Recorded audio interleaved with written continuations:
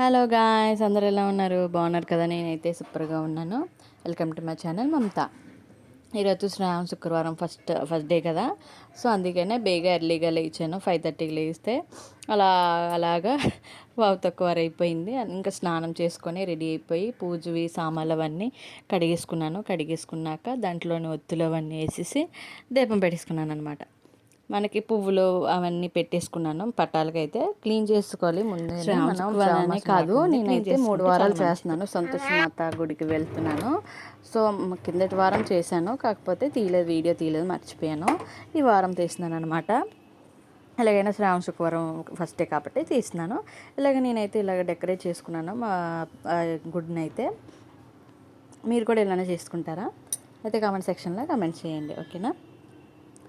And ఇగోండి, నేను కొబ్బరికాయ కొట్టి అట్టిపళ్ళు పెట్టేసి నీట్గా దీపం పెట్టేసుకున్నాక మనకి ధూపం ఉంటుంది కదా, ధూపం కూడా వేసేసుకోవాలి. మీ దగ్గర ఏమో అవైలబుల్గా ఉంటే అది వేసుకోండి, నో ప్రాబ్లం.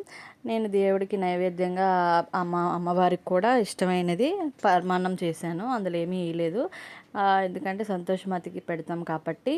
దాంట్లో ఓన్లీ అన్నము, పాలు, బెల్లం అంతే, ఇంకేం వేయలేదు. చాలా టేస్టీగా ఉంది. మా బాబాయ్ పక్క నుంచి అమ్మ నాకు అంటున్నాడు.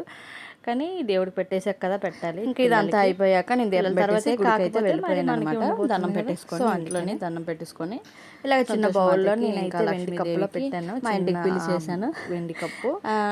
గుడికి వెళ్ళి దర్శనం చేసుకొని కుంకుమ పూజ చేసుకొని చాలా బాగా దర్శనం అయింది. చూడండి, నేనైతే కుంకుమ పూజ చేశాను. అమ్మవారు నన్ను అలా చూస్తున్నట్టే నాకు అనిపించింది. కుంకుమ పూజ చేసినంతసేపు కూడాను చాలామంది ఉన్నారు, రష్గా ఉంది. చూడండి, ఇగోండి, మనకి ఇక్కడ సంతోషమాత టెంపుల్ ఉంటుంది కదా, ఊర్వశి దగ్గర, అక్కడ టెంపుల్ అనమాట. అమ్మవారు నన్ను చూస్తున్నట్టే అనిపించింది.